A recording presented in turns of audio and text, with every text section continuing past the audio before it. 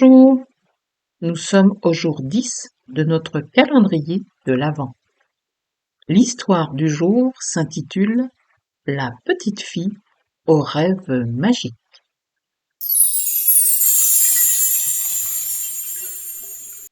Chapitre 1. La petite fille aux rêves magiques. Dans un petit village paisible, au cœur des montagnes, vivait une petite fille de 10 ans prénommée Léa.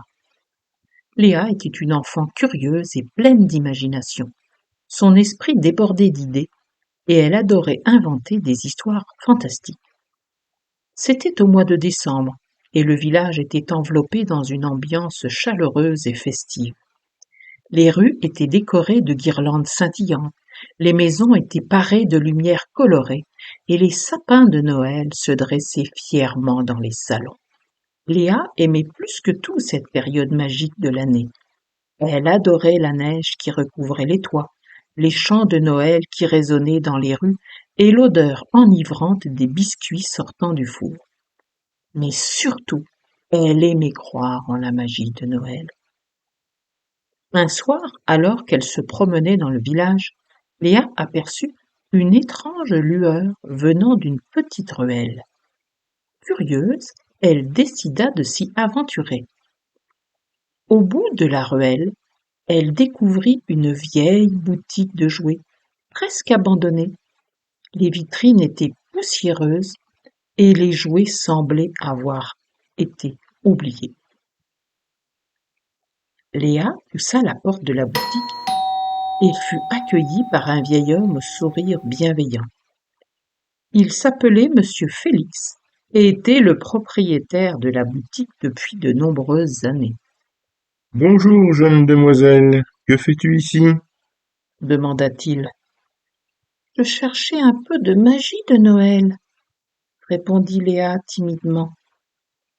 Monsieur Félix sourit et lui montra une vieille boîte en bois recouverte de poussière. « Cette boîte renferme la magie de Noël. » lui dit-il doucement. Chaque année, elle choisit une personne spéciale pour lui offrir un merveilleux cadeau. Léa ouvrit la boîte avec précaution et y découvrit un petit lutin en tissu. Il avait de grands yeux brillants et un sourire malicieux. C'était Noisette, le lutin de Noël.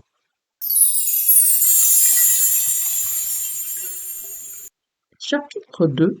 Les pouvoirs magiques de Noisette. Noisette avait un pouvoir magique. Il pouvait exaucer les vœux de Noël. Mais il ne pouvait le faire que pour une seule personne chaque année. Cette année, Noisette avait choisi Léa. « Je suis là pour réaliser tous les souhaits de Noël, Léa, » dit Noisette en sautillant joyeusement. Léa était enchantée. Elle avait tant de souhaits en tête qu'elle ne savait par où commencer. Mais elle savait déjà quel était son premier souhait. Faire tomber la neige pour que Noël soit vraiment magique. Noisette agita sa petite baguette magique et soudain, de gros flocons de neige commencèrent à tomber du ciel. Léa était émerveillée en voyant la neige recouvrir le sol du village. Les enfants se précipitaient dehors, lançant des boules de neige et construisant des bonhommes de neige. Le lendemain, Léa se réveilla avec une idée folle en tête. Elle voulait que tous les jouets de la boutique de Monsieur Félix prennent vie et deviennent de véritables amis pour les enfants du village. Elle demanda à Noisette de réaliser son vœu et aussitôt, les jouets se mirent à bouger. Les poupées se mirent à danser, les voitures à rouler toutes seules et les peluches à parler. Les enfants du village étaient stupéfaits et ravis d'avoir de nouveaux compagnons de jeu. Chapitre 3. Les préparatifs de Noël. Léa continua d'utiliser le pouvoir magique de Noisette pour rendre Noël encore plus spécial. Elle demanda à Noisette de décorer le village avec des milliers de lumières étincelantes. de préparer un festin délicieux pour la veille de Noël et même d'inviter le Père Noël en personne. Le jour de la veille de Noël, le village était transformé en un véritable paradis féerique. Les maisons étaient recouvertes de guirlandes scintillantes, les rues étaient ornées de lanternes colorées, et le sapin de Noël central était si grand que ses branches touchaient presque le ciel étoilé. Léa avait invité tous les enfants du village à se réunir sur la place principale pour accueillir le Père Noël. Les enfants étaient impatients et pleins d'excitation. Ils avaient tous leur liste de souhaits à remettre au Père Noël.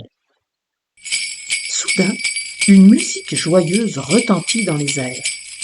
Les clochettes du traîneau du Père Noël se faisaient entendre. Les enfants levèrent la tête et virent le Père Noël arriver, entouré de ses reines magiques. Le Père Noël descendit de son traîneau et se mit à distribuer des cadeaux à tous les enfants du village. Les yeux des enfants brillaient d'émerveillement et de bonheur. Léa était aux anges en voyant tous ces visages radieux.